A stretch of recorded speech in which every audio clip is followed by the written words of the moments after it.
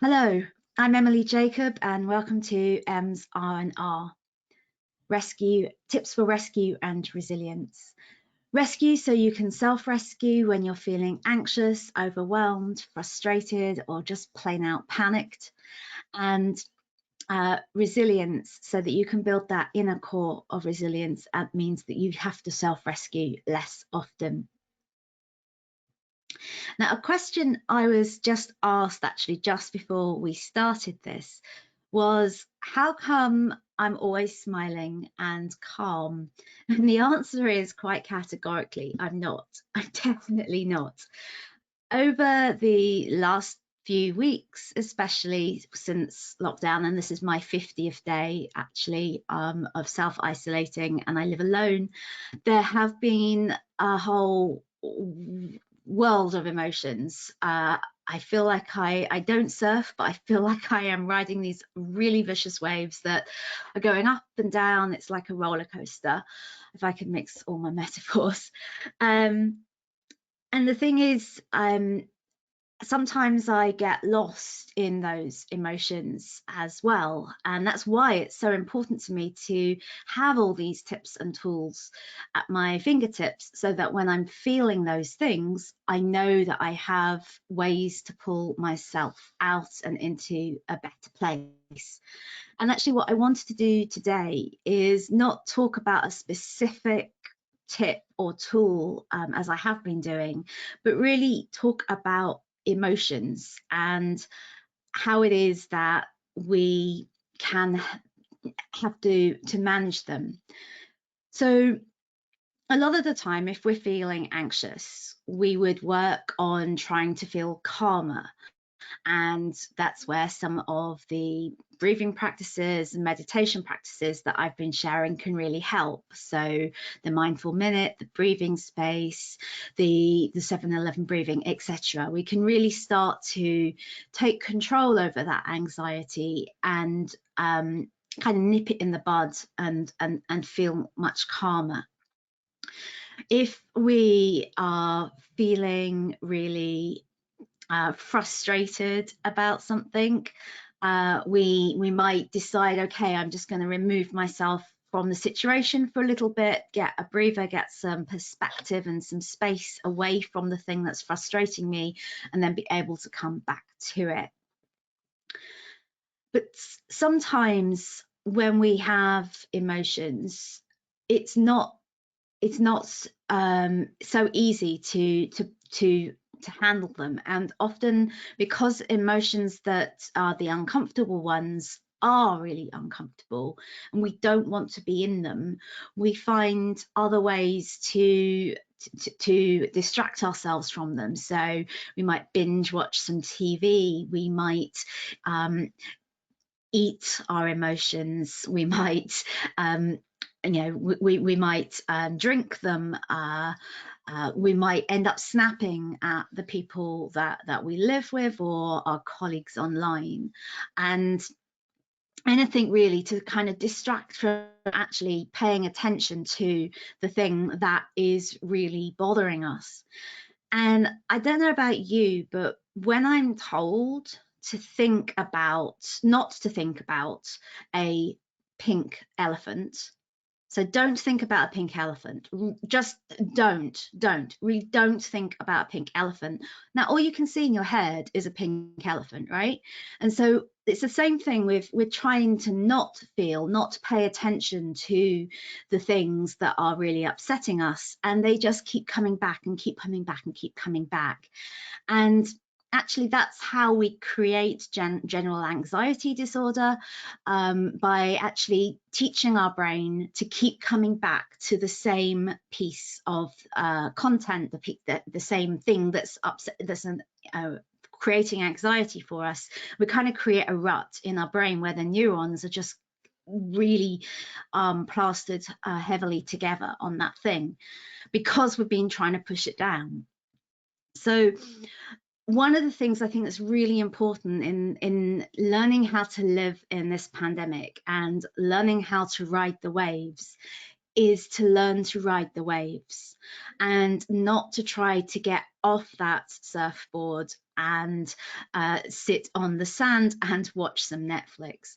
It's about embracing all of the emotions and being comfortable with being in them. And it's not easy. It's so not easy. It's a practice that is it's something that comes over time, practice that takes practice.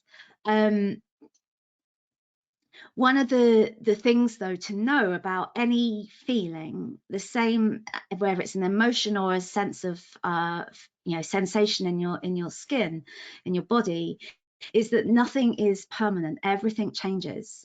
One of the things meditation teaches you is when you're looking into, say, a body scan, you can really notice how the pain that was in your shoulder, and I always use that as an example because I tend to have a pain in my shoulder all the time, but you can notice how it changes, how it's a swirl for a few seconds, and it tightens up somewhere else and for another few seconds, and then it moves on to something else, and everything is changing. And if you look at your emotions in the same way, you'll notice that actually the way you're responding to those emotions is changing all the time too. So that's something really important to know, is that however you're feeling, if you're feeling bad, it's not going to last, and it's going to change. The quality of that feeling badness is going to be slightly different in the next minute as it was and it will be further different still in the minute after. So you have the ability to be really curious about how you're feeling and to see into them, and know that it's not something that is always permanent, and that gives you a feeling of, well, gives me certainly a feeling of liberation. I'm not tied into feeling in a certain way. Now, I think that there's a way of really sitting with our emotions that is helpful. It's helpful for me, and so I wanted to share it with you. And for me, this kind of comes from, it's a very similar practice to one I might share when I talk about inner critic. But first thing to know is that your emotions are there for a reason. There's something that your unconscious wants to give you a message about. There's something that it wants you to acknowledge. It's something that needs to be noticed. So it's kind of knocking at your door saying, notice me, notice me, notice me. And by reaching for the packet of crisps or the glass of wine, or sitting down and just putting on some TV to block out your thoughts, you're not noticing it. You're refusing to open the door to it, and so it keeps knocking louder whenever it can. And you know what happens with a pressure cooker when you just push things down and don't acknowledge things, don't let it out for any air, it will explode. And that's what you don't want to happen. That's when you have a little mini breakdown and meltdown, and you're screaming, you're crying, and the world does feel terrible at that point. So don't let yourself get to that stage. Instead, what I invite you to do is to acknowledge it, give it a name and say, hey, I see you, anxiety, I see you, and validate it. So it's kind of, there's a step, there's an acknowledgement of, yeah, you're here, I can see you, I'm not going to ignore you, you're important to me. And then validate it and say, yeah, I know that you're here for a reason. Now, I don't necessarily know what that message is that you're giving me, but I know that you have one. They have something you want me to learn. You have something you want me to be mindful of. And you don't need to know what the answer is, what the message is for that anxiety or that overwhelm or that fear or that grief or that shame. Whatever the emotion is that you're feeling, you don't need to know what the message is, the cause is. You just need to say to it, I know you're here for a reason, and I will be paying attention to seeing if I can understand and see what your message is. And then I want you to think about, okay, so now I'm in this grief, I'm seeing this grief, and it's something I'm feeling, and think about, okay, so how is this grief showing up for me and how I'm behaving? What impact is it having on what I'm doing and what choices I'm making? And as soon as you start to bring that conscious thought process to actually what choices you are making, what behaviors it is bringing out for you, is that actually you want to just stay in bed? Is it that you want to eat? Is it that you're being a bit snappish? How is it showing up for you? Is it actually just that you're feeling really tight in your body? You can actually start to see, aha, okay, if I can change that behavior that it's causing, maybe I can also shift it into a slightly different state than the one it is in right now. And then, so that's the third stage. The fourth stage is really to see if you can accept that feelings come, feelings go. There's a whole spectrum of feelings, and we wouldn't have joy if we didn't have sadness. Yeah.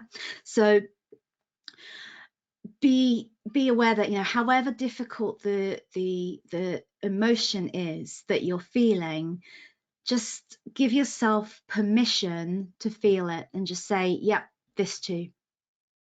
Okay, I've got this too. And final step, if you can get to it, is gratitude. To say thank you for giving me this experience. Thank you for giving me this lesson, or just thank you for being on your way out and shifting. And thank you to you for still standing. Yeah.